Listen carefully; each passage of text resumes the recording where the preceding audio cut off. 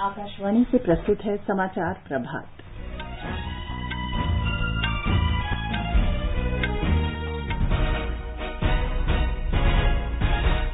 प्रधानमंत्री नरेंद्र मोदी ने कहा, केंद्र और सभी राज्य सरकारें मिलकर ज्यादा से ज्यादा लोगों को कोविड टीका लगाने के लिए लगातार प्रयास कर रही हैं।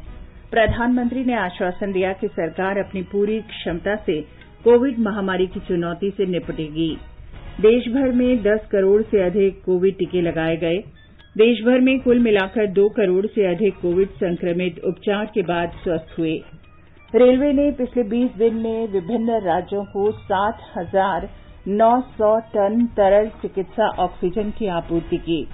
सरकार ने दिल्ली में आयुष 64 दवा का निःशुल्क वितरण अभियान 25 स्थानों तक विस्तारित किया।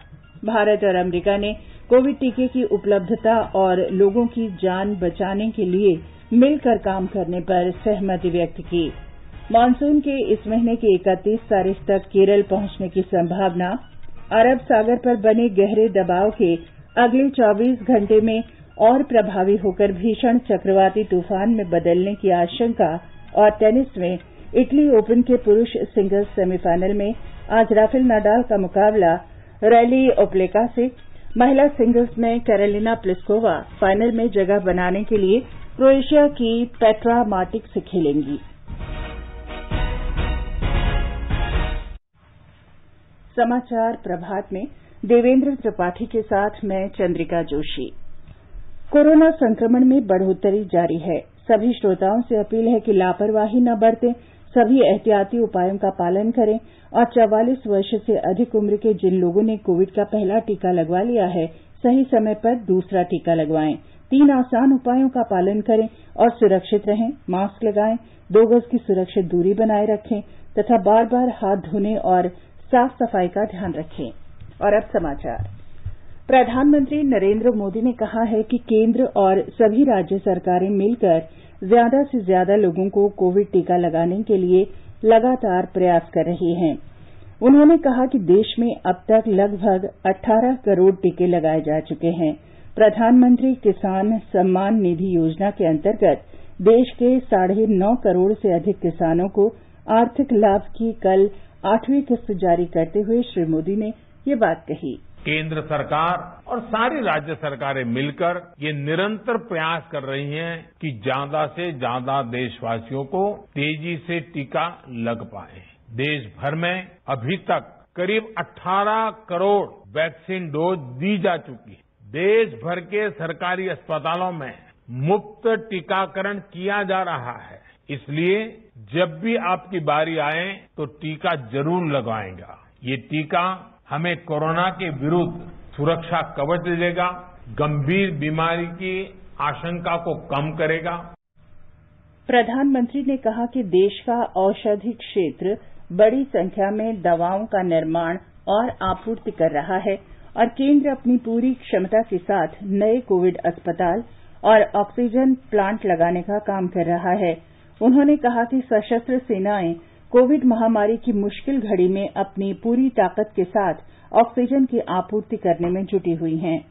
हमारी तीनों सेनाएं, वायुसेना, नेवी, आर्मी, सभी पूरी शक्ति से एक काम में जुटे हैं। ऑक्सीजन रेल इसने कोरोना के खिलाफ लड़ाई को बहुत बड़ी ताकत दी है। देश के दूर सुदूर हिस्सों में ये ऑक्सीजन रेल ऑक्सीजन पहुंचाने में जुटी है। ऑक्सीजन टैंकर्स ले जाने वाले ट्रक ड्राइवर्स बिना रुके काम कर रहे हैं। देश के डॉक्टर्स हो, नर्सिंग स्टाफ हो, सफाई कर्मचारी हो, एम्बुलेंस के ड्राइवर्स हो, लैब में काम करने वाले सज्जन हो, एक एक जीवन को बचाने के लिए 24 घंटे जुटे हुए हैं। प्रधानमंत्री ने राज्यों से दवाओं और चिकित्सा सामग्री की कालाबाजारी करने वालों के विरुद्ध कड़े कानून बनाने का आह्वान किया। इस संकट के समय में दवाइयां और जरूरी वस्तुओं की जमाखोरी और कालाबाजारी में भी कुछ लोग अपने निहित स्वार्थ के कारण लगे हुए हैं। मैं राज्य सरकारों से आग्रह करूंगा कि ऐसे लोगों पर कठोर से कठोर कार्रवाई की जाए। ये मानवता के खिलाफ का कृत्य है।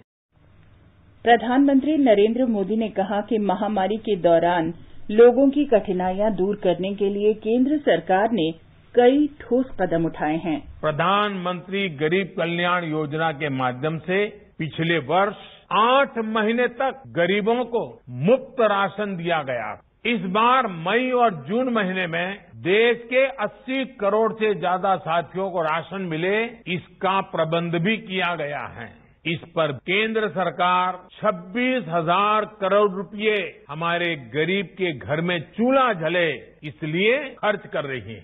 मैं राज्य सरकारों से आग्रह करूंगा कि गरीबों को इस राशन के वितरण में कोई परेशानी न आए, ये सुनिश्चित करें। देश में अब तक 18 करोड़ से अधिक कोविड टीके लगाए जा चुके हैं। इनमें 96,27,000 स्वास्थ्य कर्मियों को टीके की पहली डोज और 66 लाख से अधिक को दूसरी डोज शामिल है। 1 करोड़ 43 लाख से अधिक अग्रिम पंक्ति के कार्यकर्ताओं को पहली डोज और 81 लाख से अधिक को दूसरी डोज लगाई जा चुकी है। केंद्रीय स्वास्थ्य मंत्रालय ने बताया है कि कल रात 8 बजे तक 10,79,000 लोगों को कोविड टीका लगाया गया। इनमें से 6,16,000 से अधिक लोगों को वैक्सीन की पहली डोज और 4,62,000 से अधिक को दूसरी डोज लगाई गई। मंत्रालय ने यह भी बताया कि 18 से 44 वर्ष आयु वर्ग के 3,25,000 से अधिक लोगों ने कल टीके की पहली डोज ली। कुल मिलाकर अब तक इस आयु वर्ग के 42,55,000 से अधिक लोगों को कोविड टीके की पहली डोज लगाई जा चुकी है। व्यापक टीकाकरण अभियान का तीसरा चरण इस महीने की 1 तारीख से शुरू किया गया था। बृहन मुंबई नगर निगम बीएमसी ने बताया है कि मुंबई में आज और कल कोविड टीकाकरण नहीं किया जाएगा। बीएमसी ने नागरिकों से अपील की है कि अगली सूचना तक टीकाकरण केंद्रों पर भीड़ इकट्ठा न करें। देश के अन्य भागों के साथ साथ महाराष्ट्र कोविड-19 संक्रमण के दूसरे दौर से जूझ रहा है। राज्य में कोरोना से स्वस्थ होने वाले और उपचाराधीन रोगियों पर म्यूकोरमाइकोसिस यानी ब्लैक फंगस नामक एक नया खतरा मंडरा रहा है। राज्य में अब तक लगभग 2,000 लोगों में इस संक्रमण का पता चला है। सरकार ने स्थिति पर नियंत्रण के लिए कई उपाय किए हैं। हमारे मुंबई संवाददाता की रिपोर्ट। ब्लैक फंगस बीमारी के वास्तविक प्रसार का आकलन और इससे निपटने की रणनीति बनाने की उद्देश्य से राज्य सरकार ने एक अलग डेटाबेस बनाने का फैसला किया है। राज्य के स्वास्थ्य मंत्री राजेश टोपे ने पहले कहा था कि महाराष्ट्र में 12 से 13 मई तक म्यूकोरमाइकोसिस या ब्लैक फंगस के लगभग 1500 मामले सामने आए हैं। बुधवार को बृहन मुंबई नगर निगम ने कहा कि कोविड-19 से उभरने वाले 111 रोगियों का अस्पतालों में ब्लैक फंगस का इलाज चल रहा है। इस बीच महाराष्ट्र में वार्धा स्थित जेनेटिक लाइफ साइंसेज को ब्लैक फंगस संक्रमण के इलाज के लिए एम्फोटेरिसिन बी इंजेक्शन बनाने की एफडीए की मंजूरी मिल गई है और इसका उत्पादन 15 दिनों में शुरू हो जाएगा। जेनेटिक लाइफ साइंसेज प्रतिदिन 20,000 इंजेक्शन का उत्पादन करेगी और यह 1,200 रुपयों में उपलब्ध होगी। देवप्रिय भट्टाचार्य जी, आकाशवाणी समाचार, मुंबई। देश में कल 3,44,000 से अधिक लोग उपचार के बाद कोविड संक्रमण से मुक्त हुए। स्वस्थ होने की दर बढ़कर 83.50 हो गई है। इसी अवधि में 3,43,000 नए लोगों में संक्रमण की पुष्टि हुई है। देश में इस समय 37 लाख से अधिक संक्रमितों का उपचार चल रहा है। अब तक पूरे देश में 2,79,000 से अधिक लोग संक्रमण मुक्त हो चुके हैं। कल 4,000 लोगों की इस बीमारी से जान गई। अब तक कुल 2,62,317 लोगों की कोरोना संक्रमण से मौत हो चुकी है। छत्तीसगढ़ में कोविड स्थिति में सुधार के साथ राज्य में संक्रमण दर घटकर लगभग 12% हो गई है। राज्य में कोविड परीक्षण की संख्या बढ़ाई गई है। प्रतिदिन 60 से 70 हजार नमूनों की जांच की जा रही है। हमारे संवाददाता ने बताया कि संक्रमित लोगों के संपर्कों का पता लगाना कोरोना संक्रमण में सुधार का प्रमुख कारण रहा है। छत्तीसगढ़ में कोरोना संक्रमण का प्रसार रोकने के लिए बड़े पैमाने पर कॉन्टैक्ट ट्रेसिंग का कार्य किया जा रहा है। इसके लिए 12,000 से अधिक अधिकारियों और कर्मचारियों की ड्यूटी लगाई गई है। सभी जिलों में कॉन्टैक्ट ट्रेसिंग टीम बनाकर पॉजिटिव पाए गए लोगों के नजदीकी संपर्क में आए व्यक्तियों के स्वास्थ्य की जानकारी ली जाती है और लक्षण दिखने पर इन लोगों की कोविड जांच भी कराई जाती है। संक्रमित व्यक्ति के संपर्क में आए लोगों को दवा की किट दी जा रही है और उनको होम आइसोलेशन में रहने की सलाह भी दी जाती है। कोशिश की जाती है कि कोरोना पॉजिटिव व्यक्ति के संपर्क में आए लोगों का चिन्हांकन 48 से 72 घंटे के भीतर कर लिया जाए ताकि कोरोना संक्रमण की कड़ी को तोड़ने में मदद मिल सके। विकल्प शुक्ला, आकाशवाणी समाचार, रायपुर। गुजरात में कल 9,995 लोगों में कोविड संक्रमण की पुष्टि हुई। हमारे संवाददाता ने खबर दी है कि 27 दिन बाद पहली बार एक दिन में नए मरीजों की संख्या 10,000 से कम दर्ज की गई। गुजरात में अब तक 6 लाख से अधिक मरीज कोविड-19 से ठीक हो चुके हैं। इनमें से 15,365 मरीज कल एक ही दिन में ठीक हुए। इसके साथ ही गुजरात में अब मरीजों के ठीक होने की दर 82.82% हो गई है। राज्य में संक्रमण के सबसे अधिक 2,764 नए मामले अहमदाबाद में सामने आए, जबकि वडोदरा में 639 नए मामले दर्ज किए गए। पिछले 24 घंटों में 104 मरीजों की मृत्यु हो गई। इसके साथ ही राज्य में कोविड-19 से जान गंवाने वाले मरीजों की कुल संख्या 8,944 तक पहुंच गई है। इस वक्त 1,17,373 सक्रिय मामले हैं। योगेश पंड्या, आकाशवाणी समाचार, अहमदाबाद। आंध्र प्रदेश ने कोविड मरीजों के उपचार के लिए पर्याप्त मात्रा में चिकित्सा ऑक्सीजन की उपलब्धता बढ़ाने के प्रयास तेज कर दिए हैं। पश्चिम बंगाल के दुर्गापुर इस्पात संयंत्र से 2 क्रायोजेनिक कंटेनर्स में 40 मीट्रिक टन तरल ऑक्सीजन लेकर रवाना हुई रेलगाड़ी आज शाम 4 बजे तक नेल्लोर जिले के कृष्णापट्टनम पहुंच सकती है। एक अन्य रेलगाड़ी 60 मीट्रिक टन ऑक्सीजन लेकर आज शाम दुर्गापुर से रवाना होगी, जो 24 घंटों में नेल्लोर पहुंच जाएगी। तमिलनाडु के मुख्यमंत्री एमके स्टालिन ने कहा है कि डीएमके सांसद और विधायक कोविड की स्थिति से निपटने में मदद के लिए 1 महीने का वेतन दान करेंगे। इस बीच 18 वर्ष से ऊपर के लोगों को वहां आज से टीके लगाए जाएंगे। चेन्नई में पत्रकारों से बातचीत में राज्य के स्वास्थ्य मंत्री सुब्रमण्यम ने कहा कि रेमडेसिविर की आवश्यकता पड़ने पर ही इस्तेमाल किया जाना चाहिए। उन्होंने कहा कि कोविड की देखभाल के लिए बड़े वाहनों का भी उपयोग किया जा रहा है। कर्नाटक के स्वास्थ्य और चिकित्सा शिक्षा मंत्री डॉक्टर के सुधाकर ने कल रक्षा अनुसंधान और विकास संगठन डीआरडीओ का दौरा किया और 2DG दवा की उपलब्धता के बारे में बातचीत की। डीआरडीओ ने 2DG औषधि विकसित की है। बताया जा रहा है कि इस दवा से कोरोना वायरस के मल्टीप्लाई होने यानी तेजी से बढ़ने की क्षमता नष्ट हो जाती है। कर्नाटक के स्वास्थ्य मंत्री ने डीआरडीओ की निदेशक मंजुला जे से मुलाकात की और संगठन द्वारा स्थापित किए जाने वाले प्रस्तावित अस्पतालों और ऑक्सीजन संयंत्रों का ब्यौरा लिया। ब्यौरा हमारे बेंगलुरु संवाददाता से।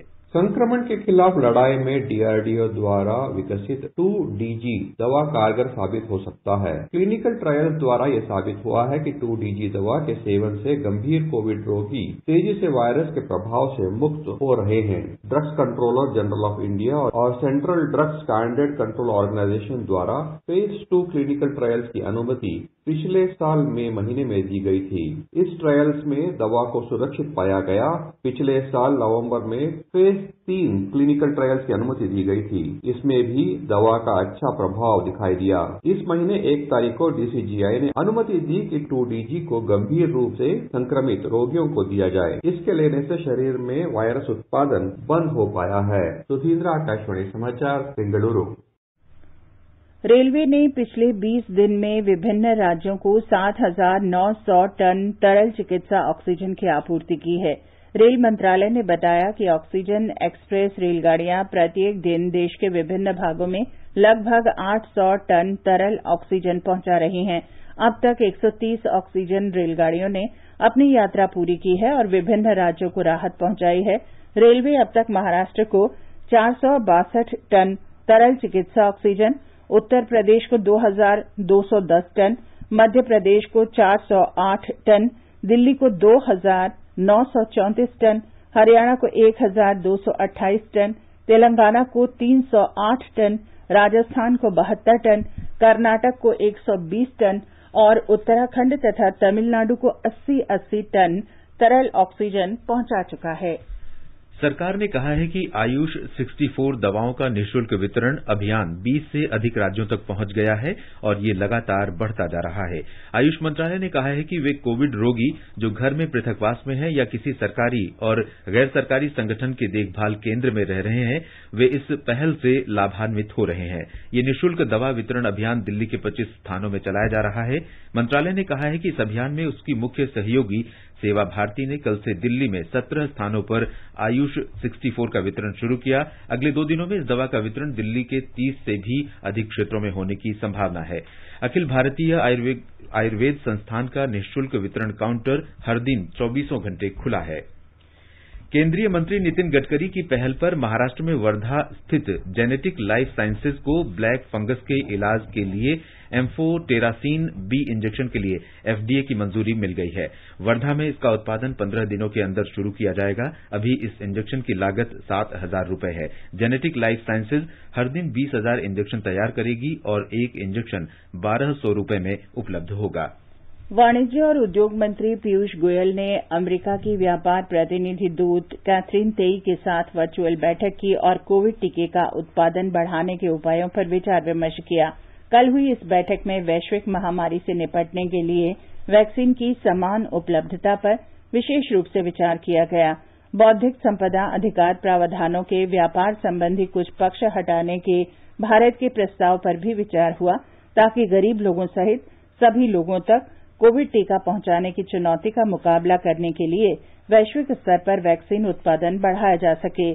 श्री गोयल ने कहा कि वैक्सीन निर्माताओं के लिए आपूर्ति श्रृंखला निर्बाध होनी चाहिए।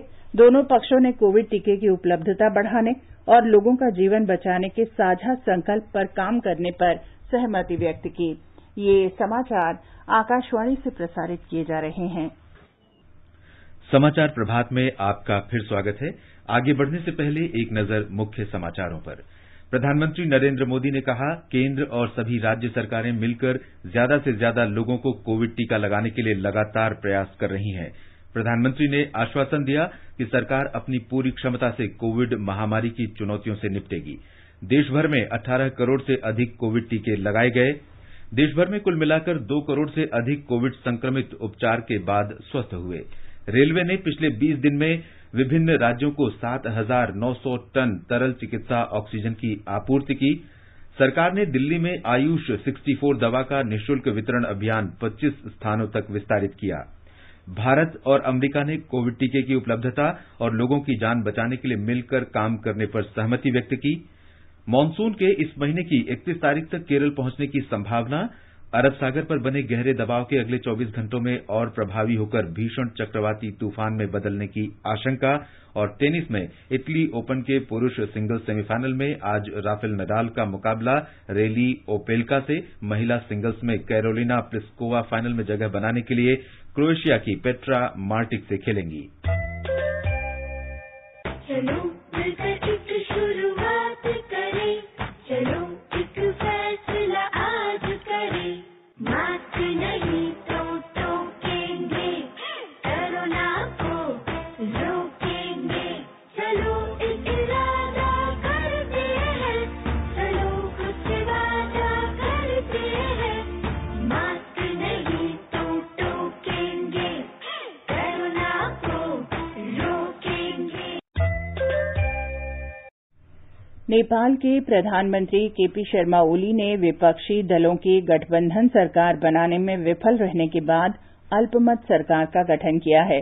कुछ दिन पहले श्री ओली संसद में विश्वास मत प्रस्ताव हार गए थे।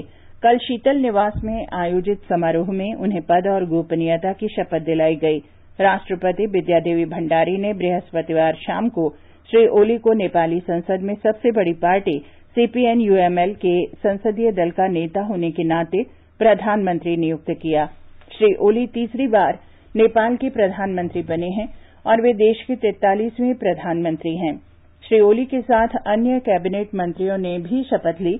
नए मंत्रिमंडल में कोई नया चेहरा शामिल नहीं किया गया है। विश्वास मत प्रस्ताव से पहले मंत्रिमंडल में शामिल सभी सदस्यों को नए कैबिनेट में भी रखा गया है। मौसम विभाग ने कहा है कि दक्षिण पश्चिम मानसून के केरल में इस महीने की 31 तारीख को पहुंचने की संभावना है। मौसम विभाग ने कहा कि इसमें 4 दिन का अंतर हो सकता है। केरल में आमतौर पर मानसून 1 जून को पहुंचता है।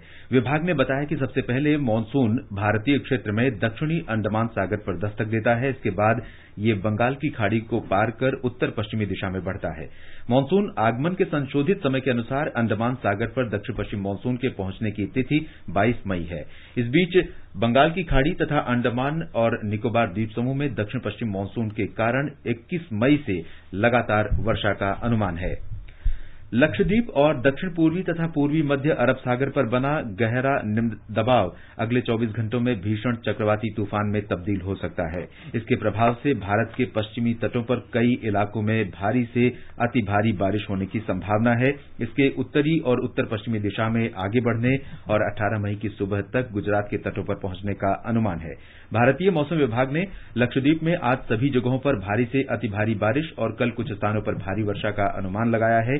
केरल में भी आज कुछ स्थानों पर जबकि कल और सोमवार को कहीं कहीं पर मूसलाधार वर्षा होने की संभावना है। तमिलनाडु में एक दो जगहों पर जबकि कर्नाटक में अधिकांश स्थानों पर भारी वर्षा होने की संभावना है। गुजरात में सौराष्ट्र के तटीय जिलों में कल से अधिकांश स्थानों पर हल्की से मध्यम वर्षा और एक दो स्थानों पर भारी वर्षा शुरू हो सकती है। 17 मई को अधिकांश हिस्सों में मूसलाधार वर्षा होने के आसार हैं। 18 मई को सौराष्ट्र और कच्छ में भारी से अति भारी बारिश के साथ एक दो जगहों पर मूसलाधार वर्षा हो सकती है। आकाशवाणी से विशेष बातचीत में मौसम विभाग के महानिदेशक मृत्युंजय महापात्रा ने बताया कि अरब सागर के पूर्व मध्य में आज और कल जबकि उत्तर पूर्वी भागों में 17 मई को समुद्र में ऊंची लहरें उठने की संभावना है। साइक्लोन ताउते जो अरेबियन सी में बना हुआ है वो नॉर्थ वेस्ट दिशा में इसका मूवमेंट रखेगा और 18 तारीख सुबह गुजरात तट के आसपास के पहुंचेगा। गुजरात तट में हेवी टू वेरी हेवी और extremely heavy rainfall specially Saurashtra और कच्छ एरिया में होने का उम्मीद किया जा रहा है। इसके साथ साथ जो महाराष्ट्र, गोवा, केरला और कर्नाटक है इसके प्रभाव में बारिश heavy to very heavy rainfall होने का उम्मीद किया जा रहे हैं और समुद्र अशांत रहेगा। जितने मछुआरे भाई हैं सभी को हम बोले हैं कि समुद्र के अंदर नहीं जाना चाहिए। हम इसको एवरी 3 आवर कंटिन्यूसली वॉच कर रहे हैं। चांगपा चरवाहों का एक घुमंतु समुदाय है जो लद्दाख क्षेत्र के चांगथांग पठार में रहता है। ये लोग याक, भेड़ और गाय पालते हैं और घास तथा पानी की उपलब्धता के आधार पर मौसम बदलने के साथ अपना स्थान बदलते हैं। ये समुदाय ज्यादातर अपना बसेरा 10,000 फीट या उससे अधिक ऊंचाई पर लगाता है। चांगपा समुदाय के जीवन में रेडियो एक अहम हिस्सा है। आकाशवाणी लेह के स्वर्ण जयंती के अवसर पर घुमंतु समुदाय की जीवन शैली पर हमारे संवाददाता की विशेष रिपोर्ट। रेडियो कानाबा देश के जीवन का हिस्सा है। जब वे हिमालय के हरे भरे चारागाहों में जानवरों को चरा रहे होते हैं तो सस्ता और पोर्टेबल रेडियो ही सूचना का एकमात्र स्रोत होता है। कानाबदोश रेडियो से मौसम के पूर्वानुमान के अनुसार चलते हैं। इसके अलावा कानाबदोशों को अपने बच्चों की शिक्षा, खेती के विभिन्न तरीकों और स्थानीय संगीत के मनोरंजन भी ऑल इंडिया रेडियो से ही मिलती है। घुमंतु कानाबदोश अब अपने क्षेत्र में जलवायु परिवर्तन से अवगत है। 77 साल की में सेवांग टुंडुप ने अपनी कानाबदोशी जीवन शैली, पुरानी परंपरा और संस्कृति के संरक्षण के महत्व और रेडियो के साथ लगाव के बारे में साझा किया। हमारे गांव की तुलना में कोई और गांव खुशहाल नहीं है। हम पुराने लोग जीवन और कृषि पद्धतियों के पालन की पुरानी परंपरा को बचाए हुए हैं। हम चाहते हैं कि युवा पीढ़ी भी इसे जारी रखे। कोई संदेह नहीं कि शिक्षा अनमोल है, लेकिन इसका संरक्षण भी जरूरी है। परंपरा भी शिक्षा का एक महत्वपूर्ण हिस्सा है। जब से लद्दाख केंद्र शासित प्रदेश बन गया तब से पशुधन को प्राथमिकता दी गई और विशेष चारा भूमि सहित कई कल्याणकारी उपायों की योजना बनाई गई। मवेशियों के लिए बीमा योजनाएं अब लोकप्रिय है। चांगथांग से चेतन ताशी के साथ आकाशवाणी समाचार के लिए ले से Ramesh Chandra. Italy open tennis में 9 बार के चैंपियन राफेल नाडाल पुरुष सिंगल्स सेमीफाइनल में अमेरिका के रैली ओप्लिका का सामना करेंगे। क्वार्टर फाइनल में दूसरी वरीयता प्राप्त स्पेन के नाडाल ने छठी वरीयता प्राप्त जर्मनी के अलेक्जेंडर ज़्वेरेव को सीधे मुकाबलों में 6-3, 6-4 से पराजित किया। महिला सिंगल्स में कैरोलिना प्लिस्कोवा फाइनल में जगह बनाने के लिए क्रोएशिया की पेट्रा मार्टिक से खेलेंगी। ये समाचार हमारी वेबसाइट newsonair.com/hindi पर भी उपलब्ध हैं।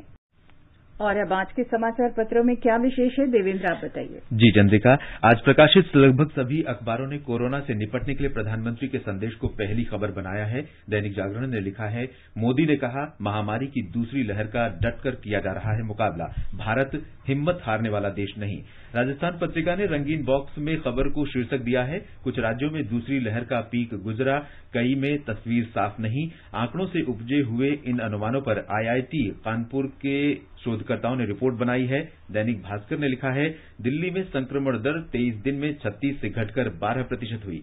अखबारों के पहले पन्ने पर ही प्रधानमंत्री की किसानों से अपील है कि संक्रमण गांव में फैलने की स्थिति में सख्त दिशा निर्देशों का पालन करें और मास्क लगाएं। राष्ट्रीय सहारा लिखता है, गांव के लोग बचाव के उपायों का करें पालन, संक्रमण से मुकाबले के लिए युद्ध स्तर पर तैयारी।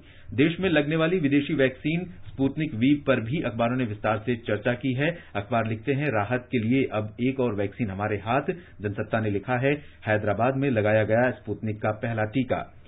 केंद्रीय माध्यमिक शिक्षा बोर्ड की 12वीं कक्षा की परीक्षाओं के बारे में अभी कोई फैसला नहीं होने की खबर भी अखबारों पर है। कल यमुनोत्री के कपाट खुलने के बाद आज गंगोत्री धाम के कपाट खुलेंगे। अखबार लिखते हैं, श्रद्धालुओं के लिए ऑनलाइन दर्शन की व्यवस्था। और अंत में मुख्य समाचार एक बार फिर। प्रधानमंत्री नरेंद्र मोदी ने कहा, केंद्र और सभी राज्य सरकारें मिलकर ज्यादा से ज्यादा लोगों को कोविड टीका लगाने के लिए लगातार प्रयास कर रहे हैं। प्रधानमंत्री ने आश्वासन दिया कि सरकार अपनी पूरी क्षमता से कोविड महामारी की चुनौतियों से निपटेगी। देश भर में 18 करोड़ से अधिक कोविड टीके लगाए गए। देश भर में कुल मिलाकर 2 करोड़ से अधिक कोविड संक्रमित उपचार के बाद स्वस्थ हुए। रेलवे ने पिछले 20 दिनों में विभिन्न राज्यों को 7,900 टन तरल चिकित्सा ऑक्सीजन की आपूर्ति की। सरकार ने दिल्ली में आयुष 64 दवा का निःशुल्क वितरण अभियान 25 स्थानों तक विस्तारित किया। भारत और अमेरिका ने कोविड टीके की उपलब्धता और लोगों की जान बचाने के लिए मिलकर काम करने पर सहमति व्यक्त की। मानसून के इस महीने की 31 तारीख तक केरल पहुंचने की संभावना। अरब सागर पर बने गहरे दबाव के अगले 24 घंटे में और प्रभावी होकर भीषण चक्रवाती तूफान में बदलने की आशंका। और टेनिस में इटली ओपन के पुरुष सिंगल्स सेमीफाइनल में आज राफेल नाडाल का मुकाबला रेली ओप्लिका से। महिला सिंगल्स में कैरोलिना प्लिस्कोवा फाइनल में जगह बनाने के लिए क्रोएशिया की पेट्रा मार्टिक से खेलेंगी। इसके साथ ही समाचार प्रभात का ये अंक समाप्त हुआ। नमस्कार।